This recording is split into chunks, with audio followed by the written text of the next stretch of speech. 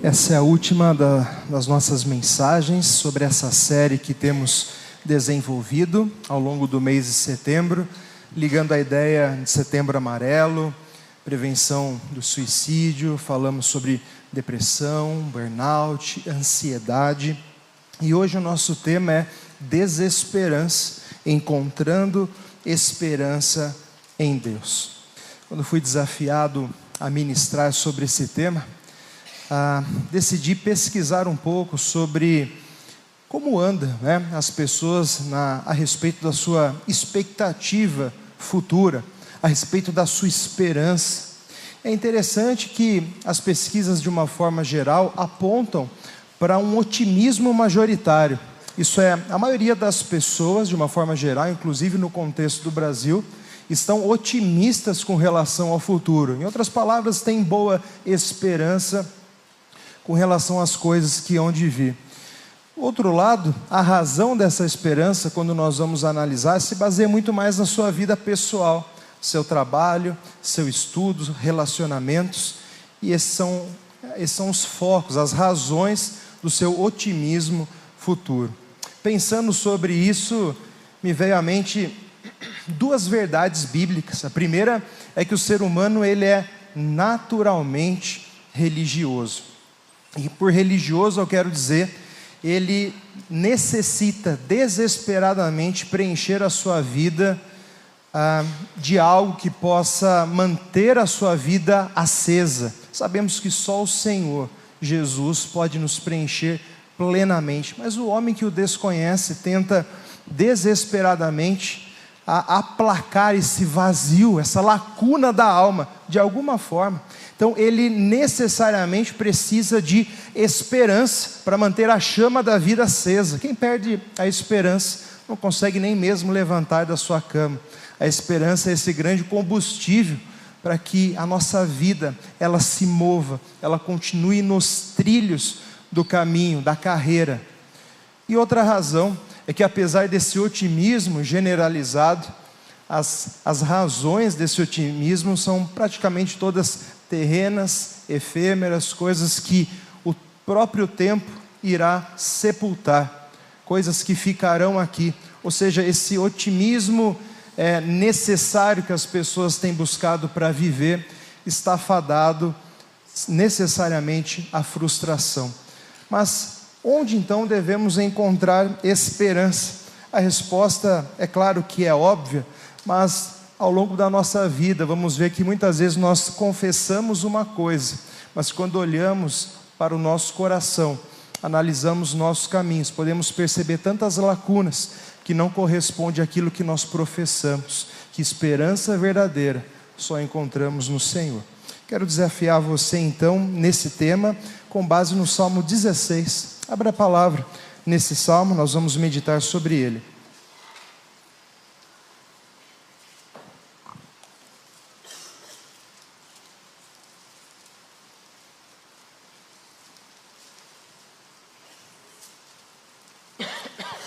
Salmo 16.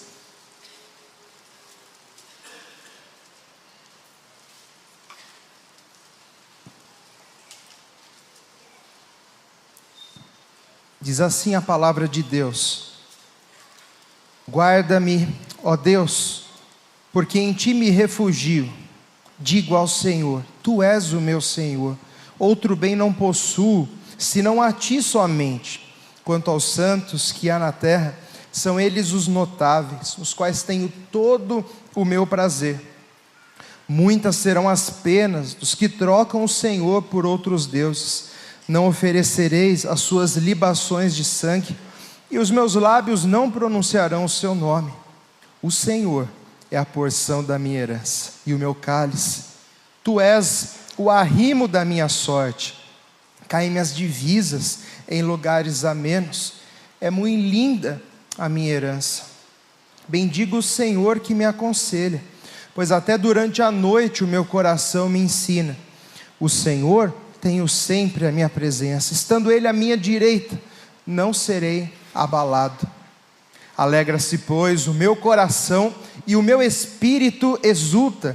Até o meu corpo repousará seguro, pois não deixarás a minha alma na morte, nem permitirás que o teu santo veja corrupção. Tu me farás ver os caminhos da vida, na tua presença a plenitude de alegria, na tua destra delícias perpetuamente. Amém. Vamos orar. Santo e querido Pai, graças te damos por estarmos mais uma vez diante da tua santa palavra. Nós que somos tão pequenos, falhos, pecadores e carentes do Senhor, da sua santa instrução. Por isso, humildemente, colocamos nossa vida diante do teu trono de graça, suplicando a tua misericórdia, que o Senhor, ó Pai, apesar de nós, ministre a nossa vida, que a sua palavra seja vida no nosso meio, fonte para apontar para a verdadeira esperança. Que o Senhor anime corações desanimados, o Senhor traga esperança a corações desesperados, que a tua graça se manifeste em nosso meio, de acordo com cada necessidade aqui presente, para a honra e glória do teu nome. Pois oramos em nome de Jesus. Amém. O Salmo 16, ele é incluído dentro do primeiro livro de Salmos, como já foi dito aqui. O livro de Salmos é separado, dividido em 5 livros, 5 divisões dentro dos 150 Salmos. A primeira divisão vai até o Salmo 41, o primeiro livro, e o Salmo 16 pertence então a esse primeiro bloco. Quando nós estudamos um pouco os Salmos aí do primeiro livro do Saltério, percebemos que existe um grande tema que salta aos olhos: confrontação. Nós vemos que a maioria dos salmos são escritos pelo rei Davi, o ungido do Senhor, o rei, aquele que estava representando o povo também diante do Senhor. Vemos então como o salmista Davi relata muitas vezes as suas aflições nesse primeiro livro. É notória essa confrontação dos ímpios, dos maus que não temem a Deus, contra o ungido do Senhor, contra o rei Davi. Nós vemos os ímpios, sejam ímpios de fora da nação de Israel, como muitas vezes perseguição dos da casa, da própria nação de Israel. Nós vemos então os ímpios como esse grande tema se levantando, confrontando o ungido do Senhor. E como Davi, sendo esse representante do povo, representa também os sofrimentos do povo, mas representa também o ungido, o rei messiânico, aquele que também padeceu em favor do seu povo. Por isso os sofrimentos de Davi apontam para o sofrimento de Jesus e para o povo desse rei bendito que somos nós. O Salmo 16, de forma específica, é muito provável, apesar de nós não termos o contexto dele ali no seu título, apenas hino de Davi, ele é provavelmente situado na perseguição que Davi sofreu do seu filho Absalão. Isso porque os seus últimos versículos apontam, muito provavelmente, para a aliança que Deus fez com ele, que está em 2 Samuel capítulo 7, onde ele faz a promessa de um trono perpétuo, de uma dinastia sem fim. Deus havia prometido que estabeleceria a casa de Davi por todos sempre, diante da terra, diante do seu povo. Por isso, quando ele fala que não permitirás que o teu santo veja corrupção, ele provavelmente se refere a essa promessa de Deus ter estabelecido o seu trono para todo sempre. Então é muito provável que o Salmo 16, portanto, situa-se nessa perseguição que Davi sofreu do seu filho Absalão. Logo no primeiro versículo, nós encontramos essa expressão, guarda-me. Esse verbo guardar, guarda-me, indica então essa crise na vida de Davi. Davi estava sendo perseguido pelos seus inimigos, estava correndo risco de vida, estava correndo sérios riscos. Essa expressão denota isso, e quando ele fala, ó Deus, ele aponta para o alicerce da sua esperança. A esperança de Davi estava posta no Senhor, porque em ti me refugio. Então é seguido dessa declaração de confiança de Davi no Senhor. O verbo refugiar, das suas ocorrências no Antigo Testamento, a ocorrência majoritária dele é de fato no livro de Salmos, como nós vemos nas páginas do Saltério, os salmistas falando de buscar refúgio no Senhor. Então essa ocorrência é muito comum. Se você ver o Salmo 18, que é um salmo dentro do contexto do Salmo 16, o próprio Davi diz assim: o Senhor é a minha rocha, a minha cidadela, o meu libertador, o meu Deus, o meu rochedo em quem me refugio, o meu escudo, a força da minha salvação, o meu baluarte. Vemos como o salmista mostra com razões mais claras porque Deus é um verdadeiro refúgio para aqueles que esperam nele. Deus é tratado como essa rocha, um alicerce sólido para nós depositarmos a nossa esperança. E esse versículo inicial do Salmo 16, ele mostra para nós, e ele dá forma a todo o restante dos Salmos. Nós vamos ver, não apenas no livro de Salmos como um todo, mas também no próprio Salmo 16, que ele vai descrever de forma prática o que significa buscar refúgio no Senhor, o que significa colocar a sua esperança no Senhor.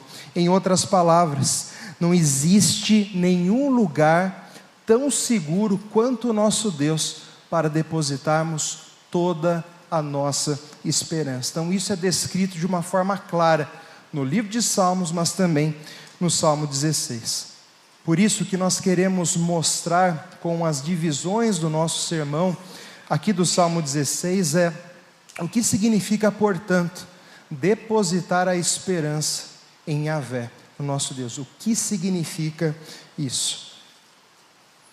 Então, o primeiro ponto, o que significa depositar a sua esperança no Senhor? Significa, em primeiro lugar, submeter-se completa e espontaneamente ao Senhor. O verso 2 mostra isso para nós: digo ao Senhor, tu és o meu Senhor, outro bem não possuo, senão a ti somente.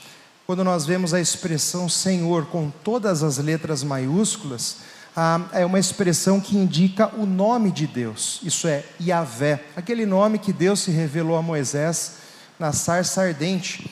Eu sou o que sou, o grande eu sou. Então o Senhor, com todas as letras maiúsculas, na versão que nós usamos aqui, revista e atualizada, aponta, portanto, ao nome de Deus. Eu digo a Yahvé, tu és o meu Senhor. E aqui Senhor só com S maiúsculo é a expressão comum Senhor que era usada pelos judeus, Adonai, que era a expressão usada para um mestre de escravos, para o pai da família, para um governante. Então era o nome adotado por alguém investido de autoridade. Então o salmista está dizendo isso: eu digo a Yahvé, tu és o meu Adonai. Quando ele diz isso, ele está dizendo: eu me submeto completamente ao Senhor. E essa declaração indica submissão completa. Depositar a nossa esperança no Senhor significa nos rendermos totalmente à sua vontade, significa entender que Yahvé, que o Deus da palavra é Senhor sobre a nossa vida, que a palavra dele para nós é regra de fé e prática, que ele determina como vivemos, como devemos olhar para a vida, o que devemos fazer, o que devemos deixar de fazer. Colocar a esperança nele significa colocá-lo no trono da nossa vida, Senhor da nossa história. Tu és o meu Adonai, o meu Senhor. A ideia de Davi é: eu pertenço ao Senhor, tudo que eu tenho é dele. 1 Coríntios capítulo 6, verso 19 e 20, Paulo fala do Espírito Santo que habita em nós, o que nós temos da parte de Deus, que nós não somos de nós mesmos, pois fomos comprados por preço. Agora glorificai a Deus no vosso corpo. O Espírito Santo na nossa vida mostra isso, que o sangue de Jesus nos comprou, e agora nós fazemos parte do seu povo. Mas muito mais do que isso, a nossa vida como um todo pertence ao Senhor, e nós precisamos honrá-lo com essa consciência. Salomão, no livro de Provérbios, no capítulo 3, verso 5, ele vai dizer: confia no Senhor de todo o teu coração, não te estribes no seu próprio entendimento, reconhece-o em todos os teus caminhos, e Ele endireitará as tuas veredas. Reconhecer o Senhor em todos os nossos caminhos significa isso, significa entender que o Senhor tem a primazia em cada uma das escolhas, em cada uma das áreas da nossa existência. Deus é esse grande guarda-chuva que envolve cada uma das áreas da nossa existência, trazendo sentido, valor e direção correta a cada uma delas. Diga isso ao Senhor: Tu és o meu Adonai, o Senhor da minha vida. Mas essa submissão, como nós vemos, não é meramente completa, ela é também espontânea. Davi diz: outro bem não possuo, senão a Ti somente. Ele entende que pertencer ao Senhor é realmente abrir mão de todas as coisas, para entender que tudo é do Senhor, para entender que Ele pertence ao Senhor, é na verdade a sua maior glória. Abrir mão do controle da sua vida, submetendo-a integralmente ao Senhor, é na verdade ganhar todas as coisas. Perder tudo e entregar para Deus é ganhar tudo. Não é à toa que o Senhor Jesus disse: quem perder a sua vida, achá-la-á. Mas aquele que perde a vida por minha causa, aquele que acha a sua vida, perdê-la-á. Mas quem perde a vida por minha causa, achá-la-á. Jesus está falando sobre isso. Paulo fala muito sobre isso nas suas epístolas, sobre o fato de que nós morremos com Jesus e nós estamos vivendo para Ele. É justamente sobre isso que o salmista está dizendo. Ele é Senhor da minha vida, mas tê-lo como Senhor, pertencer a Ele, fazer com que todas as coisas estejam submetidas ao seu senhorio, é aquilo de mais precioso que eu posso ter na minha vida. Essa é a minha maior glória. Outro bem não possuo, senão a Ti somente. O profeta Jeremias, no capítulo 9, ele vai dizer: mas o que se gloriar, glorie-se nisso, em me conhecer e saber que eu sou o Senhor. Essa é de fato a nossa maior glória, a nossa maior alegria. Outro bem não possuo, senão a Ti somente. E saber, meus irmãos, que o Senhor é o nosso bem mais precioso, é entender que todo bem, portanto, decorre dEle. Se o Senhor é o nosso bem mais precioso, tudo aquilo que realmente precisamos virá dEle. Ele é o grande bem de onde procede toda boa dádiva. Tiago diz isso no capítulo 1, não vos enganeis, meus irmãos, toda boa dádiva, todo dom perfeito, vem lá do alto, do Pai das luzes, em quem não pode haver sombra, nem variação de mudança. É o Deus eterno, o grande eu sou, o Deus imutável. O Senhor Jesus disse: eu sou mesmo ontem, hoje e o serei para sempre. É nesse Deus que nós somos chamados a confiar. Portanto, primeiro ponto, confiar, colocar a nossa esperança em Deus, significa submetermos completa e espontaneamente a Ele. Mas significa também ter prazer na comunhão com o povo de Deus. Verso 3, quanto aos santos que há na terra, são eles os notáveis, nos quais tenho todo o meu prazer. Veja que interessante, talvez a princípio você ache que o versículo 3 esteja desconectado e talvez estranhe ele ser colocado nessa posição, mas não é à toa. Se o verso 2 mostra que Davi ama o Senhor mais do que tudo, que Ele é o seu bem mais precioso, o verso 2 mostra que os santos que há na terra correspondem também a esse bem mais precioso. Os dois grandes mandamentos, de amar a Deus sobre todas as coisas e o próximo como a si mesmo. Aqueles que amam ao Senhor também constitui, portanto, o nosso prazer. Se amamos o que nos gerou, também amamos o que dele é gerado, é nascido. 1 João capítulo 5 diz isso. Amar a Deus e amar o próximo, nós temos ensinado isso, são duas faces da mesma moeda. Quanto aos santos que há na terra, são eles os notáveis, nos quais tenho todo o meu prazer. Ter o Senhor como nosso bem mais precioso significa priorizar pessoas na nossa vida. No Salmo 101, o próprio salmista diz: os meus olhos procurarão os fiéis da terra, para que habitem comigo. O que anda em reto caminho, esse me servirá. O rei Davi dizendo essas palavras.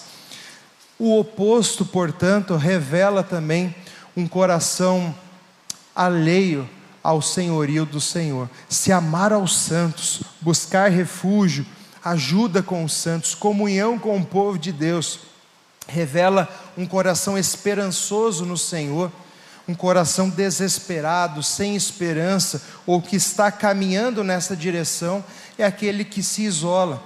Provérbios capítulo 18, verso 1, mostra isso. O solitário busca os seus próprios interesses e insurge-se contra a verdadeira sabedoria. Muitas vezes nos isolamos das pessoas, porque nós não queremos que o nosso estilo de vida seja corrigido, que as nossas falhas sejam pontuadas, que as nossas condutas sejam criticadas. Muitas vezes nos isolamos porque queremos permanecer com a nossa razão, não queremos que outras pessoas se intrometam na nossa vida, mas ser igreja faz parte da identidade do cristão. E nós não somos igrejas sozinhos, nós somos igrejas enquanto vivemos como corpo, porque o corpo é a igreja do Senhor, Cristo é o cabeça. Por isso, ter a esperança no Senhor significa ter prazer na comunhão com o povo de Deus. O povo de Deus é instrumento do Senhor para nos animar, para nos encorajar, para encher o nosso coração de esperança, para apontando a viva esperança. Muitas vezes, meus irmãos, nossos olhos não conseguem ver determinadas lacunas no nosso coração. E como Deus coloca pessoas amadas ao nosso redor, para apontar para nós essas lacunas, para nos repreender, para nos corrigir. Os dons foram distribuídos, cada membro foi colocado no corpo, segundo a boa vontade do Senhor, segundo o seu querer. O corpo, a igreja, é estabelecido com determinados propósitos. Eu não tenho tudo o que eu preciso para sobreviver, eu preciso depender de você, e você precisa depender de mim. A multiforme sabedoria de Deus está nisso, nessa unidade na diversidade. E é caminhando com o povo de Deus que essa esperança é também nutrida. Em Efésios 3 fala que nós seremos tomados de toda a plenitude de Deus, à medida que nós conhecermos o seu amor. E que isso é com todos os santos, como Paulo enfatiza no capítulo 3. Portanto, provar do Senhor, conhecer mais do seu amor, não é meramente uma tarefa individual, ela é sobretudo coletiva, como o corpo de Deus. Por isso, pessoas que amam o Senhor, que depositam a sua esperança no Senhor, são pessoas que amam o povo de Deus. Não veem a igreja, não veem o ajuntamento como apenas um compromisso a mais da sua atribulada agenda semanal, mas vem como um privilégio. Eles desejam estar perto do povo de Deus, existe alegria em ter comunhão com o povo de Deus. Aquele que deposita no Senhor a sua esperança, busca alternativas para servir o povo de Deus, para se empenhar por Ele. É assim que é motivado, direcionado o servo do Senhor. Nós vemos esse reflexo nesse texto. O crente então possui essa identidade coletiva e a reflete dessa forma. Mas depositar a sua esperança no Senhor também significa guardar-se dos ídolos. Verso 4: muitas serão as penas dos que trocam o Senhor por outros deuses. Não oferecerei as suas libações de sangue, os meus lábios não pronunciarão o seu nome. A expressão muitas penas significa grande sofrimento, muito sofrimento. A NVI traduz dessa forma, grande sofrimento. A ideia é que os ídolos, que muitas vezes seduzem o nosso coração, trazem grande tribulação para a nossa vida. O salmista Davi fala dessa adoração a outros deuses, a servir esses deuses oferecendo sacrifícios, libações, mas fala também dos lábios pronunciando os seus nomes, mostrando assim então uma vida de devoção aos ídolos, seja cultuando, servindo e falando sobre eles. Nosso coração é assim, quando nós nos apegamos a algo muito, quando algo nos alegra muito, nós passamos a viver em função daquilo, né? Associado então ao texto, de oferecer as suas libações. Os nossos lábios têm prazer de falar sobre isso, nós queremos compartilhar, nós temos interesse de falar com as pessoas, os lábios pronunciarão o seu nome. Então nós vemos que esses ídolos, eles aparecem, como nós falamos, nós temos um coração religioso naturalmente, e se não é o Senhor, se não é no Senhor que estamos depositando a nossa esperança, é onde? Você precisa fazer essa pergunta para você, você precisa se examinar, porque se não é o Senhor que tem mantido a chama de vida acesa em você, é quem? É o quê? O que é o grande Senhor? O Salmo, de uma forma geral, ele mostra que nós podemos identificar os ídolos, com quem andamos, como nós vimos no verso anterior, por aquilo que sai da nossa boca. O Senhor Jesus fala, boca fala do que está cheio o coração, meus lábios não pronunciarão o seu nome. Na onde eu deposito a minha esperança com relação ao futuro, nós vamos ver o salmista Davi falando sobre isso. O que invade a minha mente durante a noite, ao tentar dormir, o que ocupa meu coração, o que tira as suas noites de sono, o que te faz, o que te impede de dormir. Muitas vezes isso pode revelar ídolos do nosso coração, o que traz alegria para o seu coração. Então o Salmo apresenta essas áreas, que nós já vimos algumas e vamos ver outras, como identificar esses ídolos, dos quais devemos nos guardar, nos privar, para que a nossa vida seja voltada ao Senhor. Porque alguém repleto de ídolos, meus irmãos, é alguém infeliz, insatisfeito, porque nada pode satisfazer a nossa alma, senão o Senhor. Quando nós nos apegamos a algo além dele, nós vamos caminhar ladeira abaixo, a nossa vida vai caminhar. Nós precisamos sempre de outras coisas no lugar do Senhor, e não convém que essas coisas sejam assim. Somente Cristo é verdadeiro refúgio, como o salmista coloca. Vimos o texto de Jeremias 17:9, enganoso é o coração, mais do que todas as coisas, desesperadamente corrupto. Esse coração corrupto e mau é uma fábrica de ídolos, produz ídolos incessantemente. Quem o conhecerá? Mas pela palavra, o Senhor pode revelar esses ídolos para nós. A palavra de Deus é essa espada de dois gumes que penetra a nossa alma, divide alma e espírito, juntas e medulas, é apta para discernir os pensamentos, o propósito do coração. É o material, o conteúdo mais preciso para diagnosticar o nosso coração, aonde está a nossa esperança, para que ele seja tratado diante do Senhor. Examine-se na palavra. Quem deposita a sua esperança no Senhor se guarda dos ídolos. É assim que João termina a sua primeira epístola: filhinhos, guardai-vos dos ídolos. Ele diz isso logo depois de afirmar que Jesus Cristo é o único e verdadeiro Deus. Aí ele diz: filhinhos, guardai-vos dos ídolos. O que te impede de ter uma vida totalmente voltada para Jesus? Cuidado, guardai-vos dos ídolos. A quarta característica de alguém que deposita a sua esperança no Senhor: ele descansa no Senhor com relação ao futuro. O salmista diz: o Senhor é a porção da minha herança, o meu cálice, tu és o arrimo da minha sorte. Com a expressão, o Senhor é a porção da minha herança, junto com o verso 6, caem minhas divisas em lugares amenos. É muito linda a minha herança.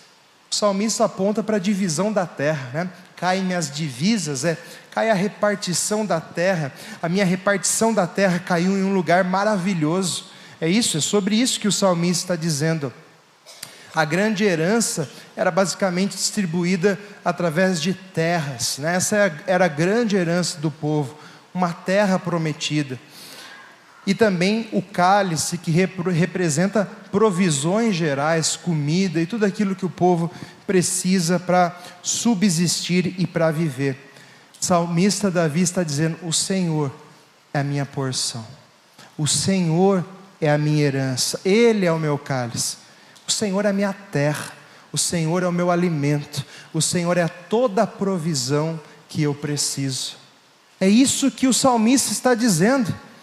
O Senhor é o meu bem mais precioso, como nós vimos. O Senhor é o único bem que eu realmente possuo. O salmista está cônscio de que, tendo o Senhor em primeiro lugar, todas as outras coisas lhe seriam acrescentadas, como o próprio Senhor Jesus nos ensinou para não vivermos ansiosos quanto ao futuro.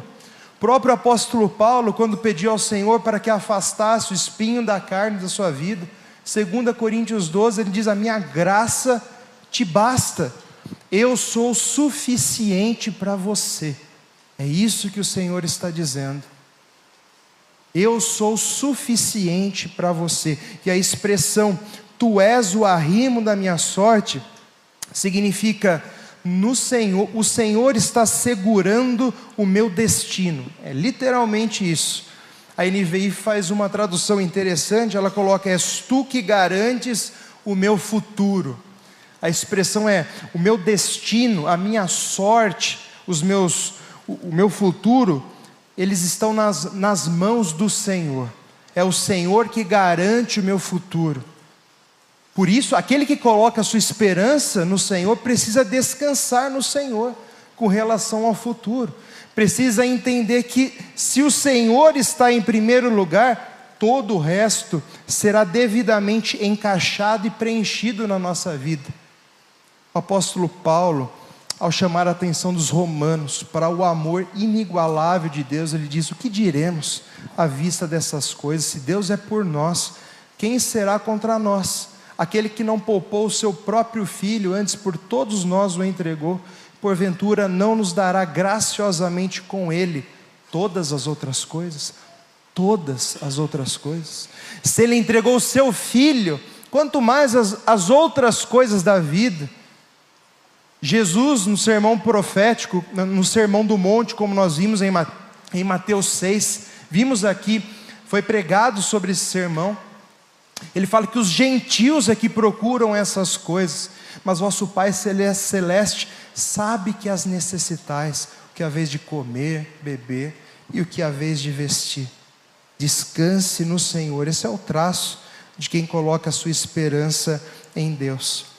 O salmista Davi podia olhar para o seu futuro e saber, e tranquilizar o seu coração, porque sabia e cria esse Deus soberano e bondoso. Quando o salmista Davi, ele recebe essa aliança incondicional que eu citei de 2 Samuel 7, que ele intenta construir a casa para o Senhor, mas Deus fala: eu que edificarei a sua casa, e faz a promessa de um reino eterno, de uma dinastia perpétua. Davi responde orando ao Senhor e agradecendo. Ele diz isso: então entrou o rei Davi na casa do Senhor, ficou perante ele e disse: quem sou eu, Senhor? E qual é a minha casa, para que me tenhas trazido até aqui? Foi isso ainda há pouco aos teus olhos, Senhor Deus, de maneira que também falaste a respeito da casa do teu servo para tempos distantes, e isto é instrução para todos os homens, ó Senhor Deus. Olha que interessante. O salmista se humilhou e falou: quem sou eu, Deus, para que o Senhor me agraciasse incondicionalmente dessa forma? Nós podemos dizer as mesmas palavras, mas quem somos nós para que o Senhor nos trouxesse até aqui, para que Ele entregasse o seu Filho por nós? Quem somos nós? E como se isso ainda não fosse suficiente, junto com Jesus, Ele tem dado o sustento de cada dia. Ele tem falado sobre os dias futuros da sua vida, que Ele estaria presente em todo o tempo, que nada poderia separar a sua vida do seu amor que está em Jesus. Falando da Jerusalém celestial, Ele ainda fala dos dias futuros. E Davi fala: isto, Senhor, é instrução para todos os homens. Pois é o que nós estamos vendo. É instrução para a nossa vida, que o Senhor é o nosso bem mais precioso, e que tendo o Senhor, nós temos todas as coisas em Jesus. 5. O que significa também alguém que deposita no Senhor a sua esperança? Significa nutrir um relacionamento constante com Deus. Bendigo o Senhor que me aconselha, pois até durante a noite o meu coração me ensina. Davi cercado pelos seus inimigos na sua cola, tentando ceifar a sua vida, ele consegue deitar, consegue receber instrução da parte do Senhor. No Salmo 4, mesmo contexto de perseguição, no verso 8, ele fala: em paz me deito, logo pego no sono, porque só tu, Senhor, me fazes repousar seguro. Em paz me deito, pego no sono, porque o Senhor é a minha esperança. O Senhor me faz repousar o seguro. Bendigo ao Senhor que me aconselha. Até durante a noite o meu coração me ensina. Davi fala do seu relacionamento com o Senhor, como o Senhor traz descanso para a sua alma, como o Senhor aquieta a sua alma, como o Senhor tranquiliza a sua vida, como o Senhor lembra da sua palavra, como esse relacionamento vivo com Deus aquece o seu coração e o ajuda, mesmo em risco de vida, repousar seguro, descansar em paz. Meus irmãos, às vezes o tempo em que deitamos, colocamos a nossa cabeça no travesseiro, pode nos ensinar muitas coisas. E muitas vezes é o tempo que Deus usa para falar ao nosso coração, revelar lacunas da nossa vida. O que preenche a sua mente nesse tempo? O que resta na sua mente? O que te prende? Derrame o seu coração diante do Senhor. Saiba que Deus está com você, falando a sua vida. Deus é o único que pode satisfazer, encher seu coração de verdadeira alegria. Só Ele mostra os caminhos de paz. O Senhor, diz o salmista no verso 8, tenho sempre a minha presença. Há uma grande ênfase no texto, no verbo ter, que pode ser traduzido também como colocar. Coloco o Senhor sempre à minha presença. Por isso nós não devemos entender o verso 8 como uma presença meramente passiva de Deus. Deus está sempre comigo, vamos lá. O verso 8 mostra que Davi, ele invoca o nome de Deus. Essa é a ênfase do texto. Eu coloco Yahvé na minha presença. Ele invoca, ele busca o Senhor.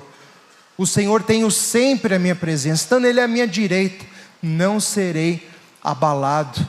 Então a ideia realmente é desse relacionamento que é buscado, que é nutrido continuamente, e isso reflete um coração daquele que deposita a sua esperança no Senhor. Porque para quem iremos, meus irmãos? Só Ele tem as palavras de vida eterna. Então esperança é através de um relacionamento contínuo com o Senhor.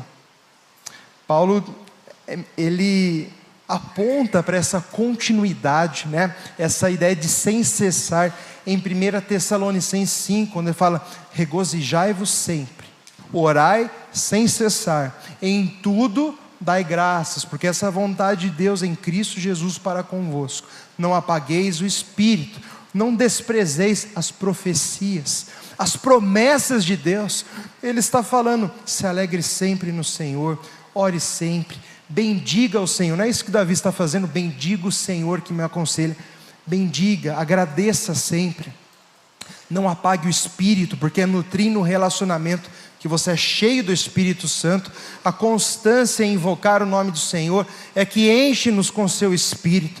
Não desprezar as profecias, que é olhar para as promessas, nos apegarmos à esperança eterna. Relacionamento contínuo, pregar o Evangelho para nós todos os dias é não desprezar as profecias, é ter os olhos na esperança eterna, é nutrir um relacionamento constante com Deus. É para isso que o Salmo aponta. E por fim, nosso último ponto: o que significa também depositar a sua esperança em Yahvé?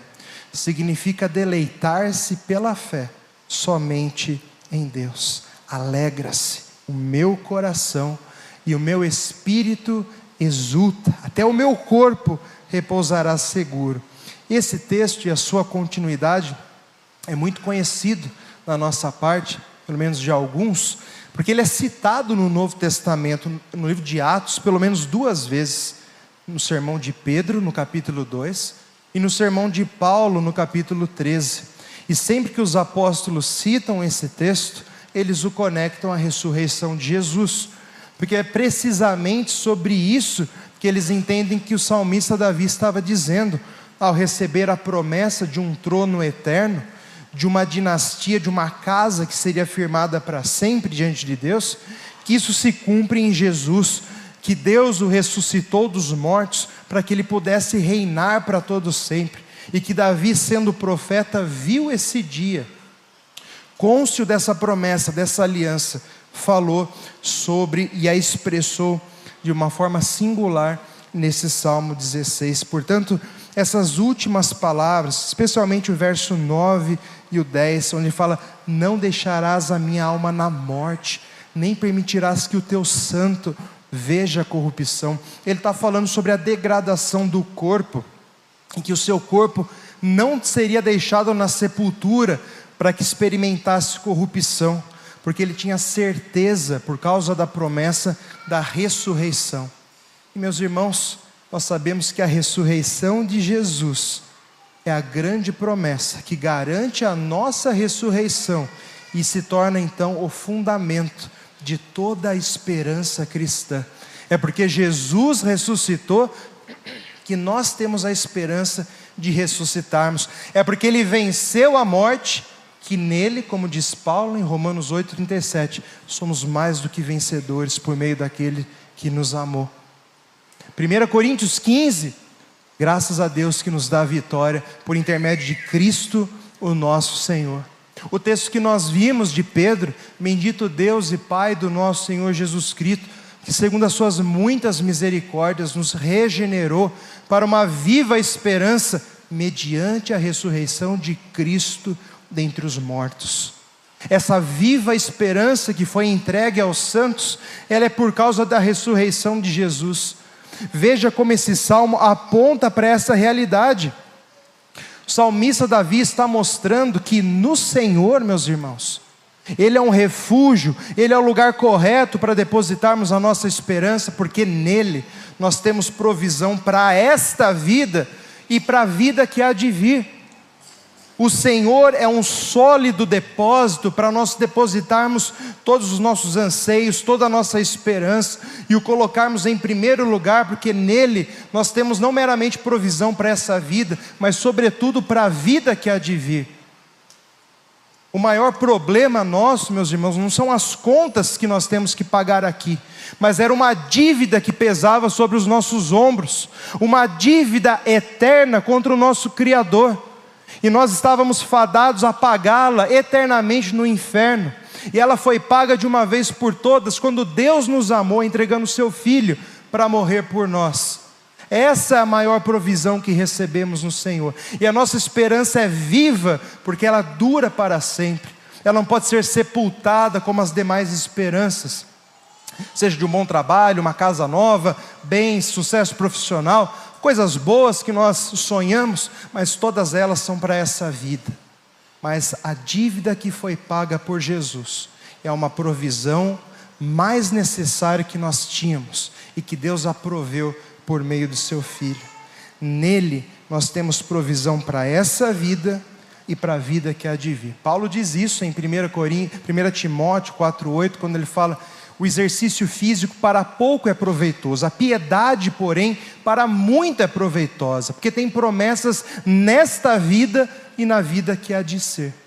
A piedade, o nosso relacionamento com o Senhor, traz provisão para esta vida e para a vida que há de vir. Por isso somos chamados a depositar nele toda a nossa esperança. Meus irmãos, como nós somos cegos quando nós olhamos só aquilo que está à nossa volta.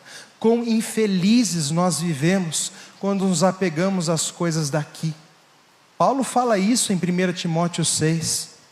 Tendo com que nos vestir, que comer, estejamos contentes. Os que querem ficar ricos caem em muitas ciladas, desejos perniciosos, que afogaram muitos na ruína e na perdição, atormentaram muitos com muitas dores.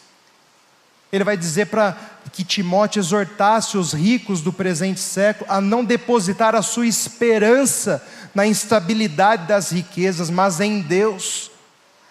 Quando nós depositamos a nossa esperança no que temos, ou que nós não temos, ou que nós desejamos ter, Nós somos tão infelizes, meus irmãos, tão infelizes. Se a nossa esperança em Cristo se limita apenas a essa vida, somos os mais infelizes de todos os homens. 1 Coríntios 15, 19.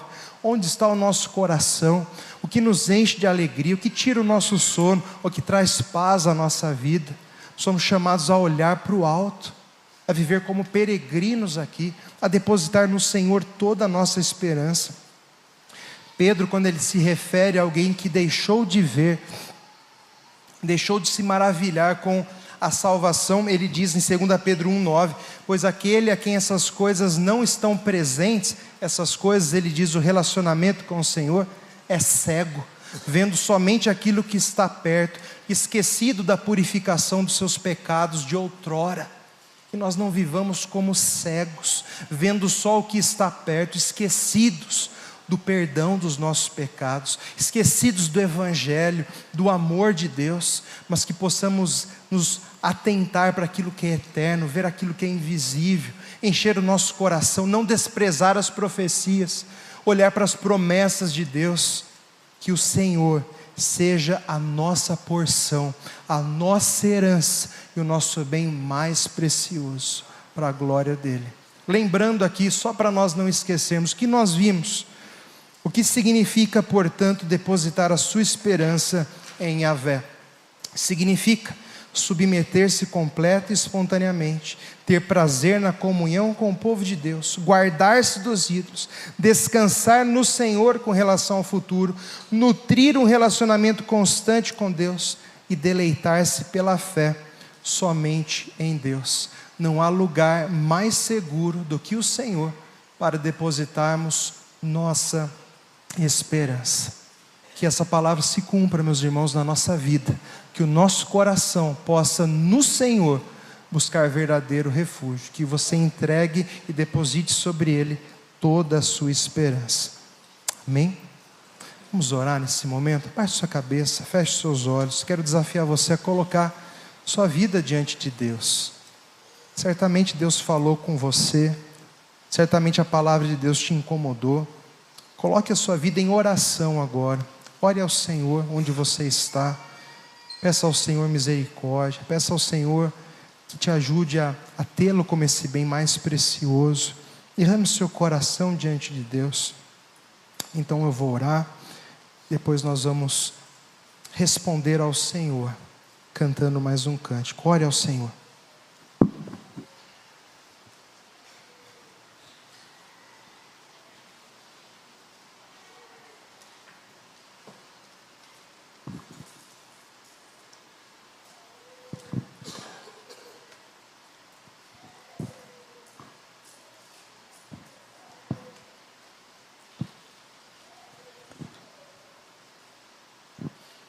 Santo Deus, querido Pai, como nós vimos, ó Deus, nós queremos afirmar como igreja, o Senhor é a porção da nossa herança, é o nosso cálice, Tu és o arrimo da nossa sorte, ó Senhor.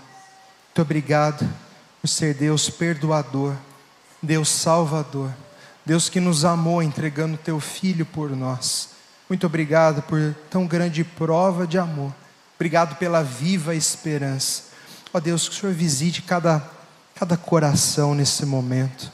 O Senhor conhece as lágrimas, o Senhor conhece a vida, o Senhor conhece os becos sem saídas que nós pensamos que nós estamos muitas vezes. Ó Deus, visita cada vida com graça, fala a cada coração, dá-nos a alegria de sermos cheios do Senhor, de depositarmos no Senhor toda a nossa esperança. Senhor, aqueça o nosso coração com a Tua presença, com a Tua palavra, que o Senhor sustente com graça cada vida nessa semana, que o Senhor trate cada coração, que o Senhor nos ensine a amar ao Senhor sobre todas as coisas, dia após dia. Tem misericórdia, continua falando ao nosso coração e recebendo do Seu povo toda adoração para a glória do Seu nome. Nós oramos assim em nome de Jesus, amém.